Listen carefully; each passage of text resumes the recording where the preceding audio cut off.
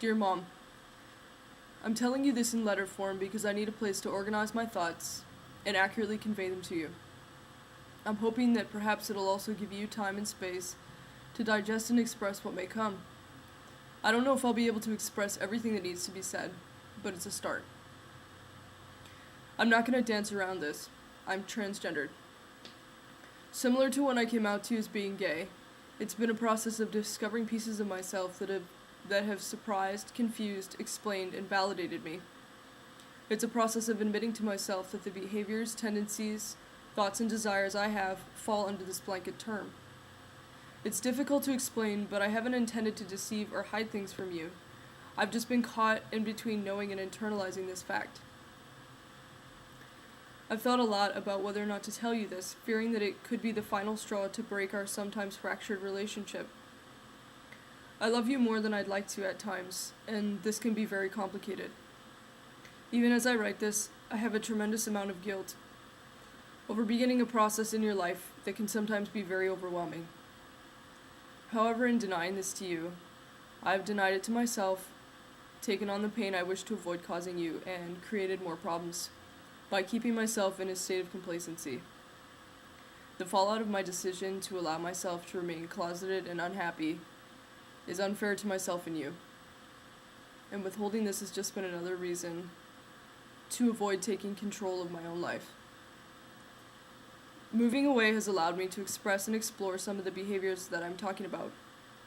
However, since adolescence, I remember experiencing gender dysphoria, the central element of what the medical community has termed gender identity disorder, or GID, which is the dichotomy of body and mind experienced by many transgendered people. This dysphoria has evolved over time. Like people, no two people's GID manifests in the same fashion, but there are some classic symptoms, some of which I've experienced. Around the time that I began to experience dysphoria, I began to struggle in school, experience depressions, and act out. These problems varied in intensity over the years, but also coincided with puberty, making it difficult to determine the cause. I feel that the way I dressed, acted, and identified throughout adolescence was an advanced coping mechanism, so advanced that I had no knowledge of its presence. But I also developed private expressions of GID. For example, I've been drawing facial hair on my face since I was 14. I taught myself how to pee standing around that time as well. I've dressed in masculine and men's clothing privately even before that time, either borrowing clothes from male friends or wearing my own. There are more signals of dysphoria which I'm open to discussing with you, but the most alarming is probably my unwillingness to address my gynecological, general, and mental health, feeling uncomfortable, scared, and unworthy of being truly healthy. Now, while in Vancouver, I live as the same person that you see. About half my friends use male pronouns when referring to me. As you know, I dress in a masculine style and compress my chest at times. I don't enforce pronouns upon people, though it does make me uncomfortable when people call me she, miss, or a woman. I'm not on male hormones, nor have I consulted for any gender reassignment surgery. Transgenderism, as I've said, can mean many different things. To some, it's synonymous with transsexualism, commonly known as a sex change. To others, it simply means having an appearance and inner identity that varies from the traditional binary of male and female. To me, it's a continuing process of discovery, moving towards acceptance and expression of my true self. It's confusing and vague at times, and extremely clear and frightening at others.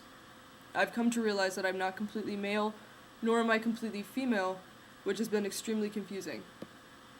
But regardless of gender, it means that I must enter therapy, address my physical health, and take whatever steps I decide are necessary in order to feel united and whole simply as a human being, and live accordingly.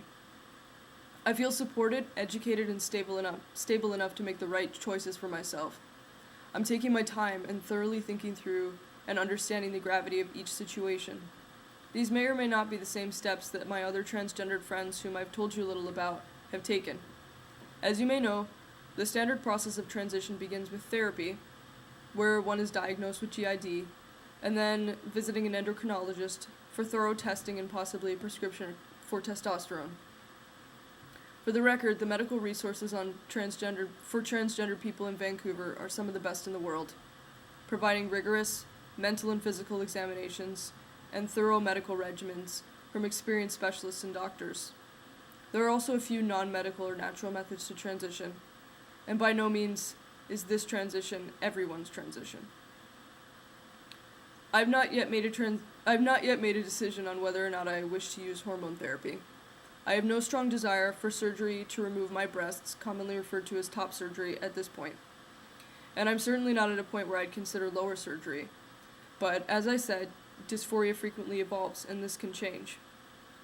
Part of the reason I'm telling you this is because I trust you more than anyone else, and I'd like to be able to consult you on your medical and personal opinions in the event that this was in consideration. The most immediate decision you'll see is me coming out to more people in my life, including old friends and possibly in the future my employer. I'm totally aware of how uncommon and strange this is to most people, and I would not knowingly put myself in a situation that would jeopardize my livelihood or safety. I won't be changing my name as I feel that Lauren is mine. Thanks for not naming me Tiffany, by the way. For a long time, we both recognized this invisible barrier to me achieving my potential, and it's frustrated so many people in my life. Though I do not by any means expect my acceptance of myself as being transgender to fix these problems, I do hope that it illuminates my true self and increases my confidence and my ability to be fulfilled in my ability to be fulfilled and successful. You've taught me a lot in the way of being independent, strong, and a contribution to society. I anticipate this process will continue to enable me to enjoy my life as a complete person, able to overcome hurdles and remove the internal and external struggles of my life.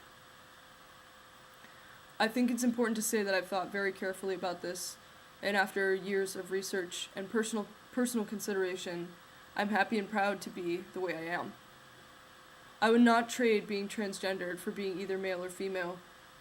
I'm saying this because I don't want you to see this as something to be blamed on anyone, especially yourself. Nothing you've done has negatively influenced my gender identity. If anything, the concepts of independence, pride, and strength that you've instilled in me have enabled me to take responsibility for my own life, which, as you know, is a concept that reaches much farther than just this. To be honest, I wish I didn't need to justify myself or feel the desire for your acceptance, but I do. I know I may not get this, and I know you may not see or validate me in the way that I see and validate myself, but I refuse to accept that living my life as I want to and having you in it is mutually exclusive. Like it or not, we're the closest people in each other's lives, and hopefully we'll be able to take this honesty as a testament to the good in our relationship. I want you to know that I have no expectations for how you'll process this. I'm enclosing a list of resources for both support and education surrounding this topic, including therapists with specialized experience. From my personal experience, this is very difficult to deal with alone. Just as we both progress through our own lives, our individual understandings of this are totally personal. There will be much that I'll never be able to sympathize with in your life, and likewise you with mine. But you're not alone in this. There are so many people going through the exact same thing that are willing to talk and be supportive. I also want you to know that I'm completely open to being your ally in this process, providing the answers, resources, and support the best I can. Lastly, I hope you know that I'm the same person that I was yesterday and 5 years ago and as a child. My style and appearance has changed more times than I can count over the years, but it exists only as a shell for everything that I've been on the inside. I'm just evolving and navigating my way through each day. Love, Lauren.